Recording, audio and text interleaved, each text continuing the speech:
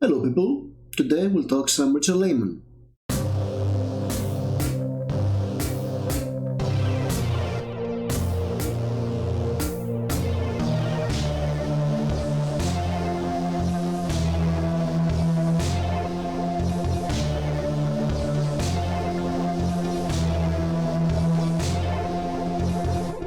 Here we have two of Richard Laymon's later novels called Night in the Lonesome October and No Sanctuary. There were the two novels written by Richard Laymon before he passed away in 2001, and this is the 16th volume in Laymon collection. And that's the British Digest series of Richard Laymon's novels. It's 18 volumes in total. I had a video of my collection of them.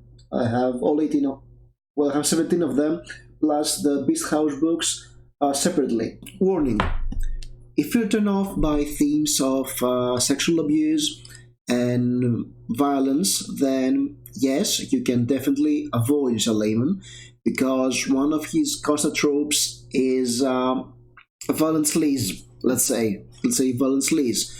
And however, if you just want to give Richard Laymon a try, in a book that goes light on those ugly stuff, and it's a little far away from his usual splatter books, then this volume may be the one you're looking for. So, let's start with each of the books.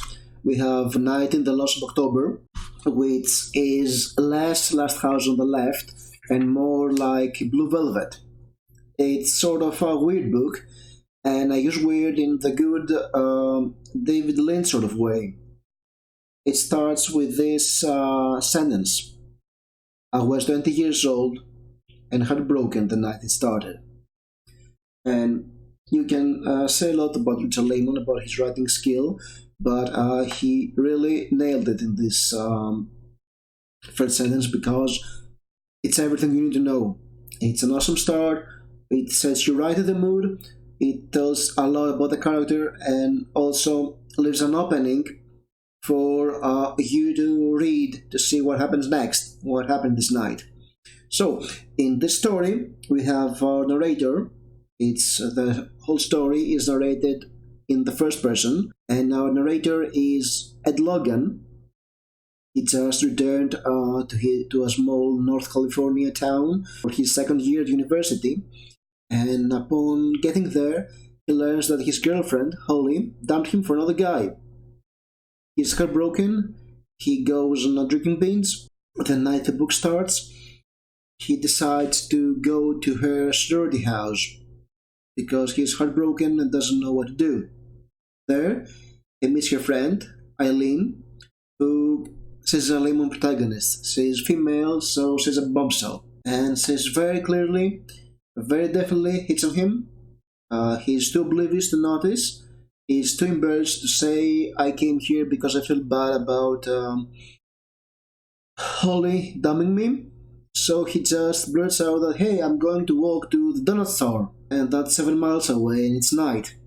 And it's a small town he doesn't quite know. Of course, Eileen makes him promise that he'll get her a donut, so he cannot abandon his trip. Ed cannot go back to his home. He has to walk 7 miles in the night to get to the donut store. And on his way there, he encounters a crazy old lady on a bike. He's very scared with her attitude. He takes a back road, and there he sees a girl walking alone in front of him. He starts following her, and he says to himself, no, I'm not creepy, but there may be a creep that will attack her. And let's be honest, it's a Richard Laymon novel, so it's bound to happen eventually. It's a given. But then he's not attacked. She goes into a house, and he's left alone to go and walk towards the donut shop. Actually, the girl sneaks into the house, and this makes Ed feel very curious and very fascinated with her. So Yes, let's cut this short. I won't give you the entire plot. That's just the beginning, the first 30 or 40 pages of the novel. We have Ed, and he's in between three states. He's feeling very sad because his girlfriend dumped him. He gets into a intense relationship with Eileen, who really likes him and makes her move, and they have a lot of sexy fun. And he's also going out every night, and he tries to find this mysterious girl he's fascinated with. As he goes out into the night, he meets some of the Laymon staples. He meets a pervert psycho, of course, some cannibal hobos, other maniacs, and we have more and more weirdness as he tries to find the girl, and this girl is mysterious. It's not clear why she walks alone at night. There is also some awkward comedy, and I say awkward in a good way. It's like a sitcom because he has these landlords. They're an elderly couple who always greet him, and they greet his guests, and it's awkward. Yes, there is also this very eccentric guy who is his rival, and he's also gay and hits on him, on Ed. And so we have this juxtaposition. We have this novel where there is a lot of sitcom comedy and college drama and love triangles and all. And also we have this descent into nightmare every time Ed goes out alone at night because there's something very wrong with this town he's in, and it's never quite explained. There is lots of weirdness. Of course, there are some things about Richard Laymon's writing I feel strong about, and there is something I hate about him. And it's often used here. It's very prominent in parts of this book because he has this writing style when he describes the actions of his characters, and he writes short sentences. He describes every action. I did that, then did that, and she did that. This happened, and I find this grating. It's a pet peeve of mine. I don't think many people will mind because the writing here is not bad. It's not as bad as I make this appear. But to me, at least, Richard Lehman's pacing in those scenes is a bit off. It's getting to be tedious. It's like he tries to cram more words in his novel. And judging from something that occurs in the other novel of this book, No Sanctuary, I'll give you my theory about this, why this happens. And it's a theory. But there is something about Laymon I really love, and that's his dialogue. Richard Laymon had a great ear for dialogue. The characters he writes are not deep. They're cliches, they're cutouts, they're very run of the mill characters. But he knows how to write their speech, how they speak, what they say, has some snappy dialogue, has some jokes that are very in character, has some great character moments, and they feel very real. Most of them are not sympathetic, especially Ed, because he's a two-timer. He's dating Eileen and also going out alone at night and lies to her, so he will meet this mysterious girl of his. And that doesn't make our protagonist look good because he does a lot of stupid stuff throughout the book. However, this is fun. This book is fun. Richard Laymon always writes some very grim, some very dark, very gruesome stuff in all of his books, but it's always a fun read because the characters feel very alive, very lively, and you start to care about them. You just don't care too much about them because they're not deep. So all the Laymon novels I've read, they were very fun. They were gruesome, violent fun, but still fun. Night in the Lonesome October is a fun read. Some people consider it to be one of his best. I think it's enjoyable, different from what I would expect in a Laymon novel, that's for sure. Yes, it's a recommend, but not a must read, and I don't think it's the first Laymon book you should read, in my opinion, because it's very different from his canon. So let's get to No Sanctuary. It's the last book he wrote. He passed away in 2001 because of a heart attack, I think. And this novel is not something I like, really. I didn't like this novel, and I'll tell you why. It's not bad. It takes two different plots that happen parallel one to each other, and they're both very interesting. We have this a couple, Rick and Bert, and they go to a trip to the mountains for hiking. Bert, she's the girlfriend, and she's very adventurous and she wants to go hiking. And Rick doesn't want to let her go alone because when he was a child, he went for a hike with his father and his stepmother. He fell, he broke his leg as he was googling at his stepmother because it's a Richard Laymon novel. Everybody's a pervert, and that's a given. Every man is a pervert, every woman is beautiful. So he broke his leg. His father went away and tried to find help for him. His stepmother stayed with him to take care of his injury. And two men come by. They find the foster mom. They assault her. They murder her.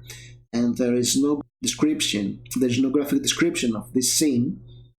All the gruesome stuff fade to black in this book, with one exception.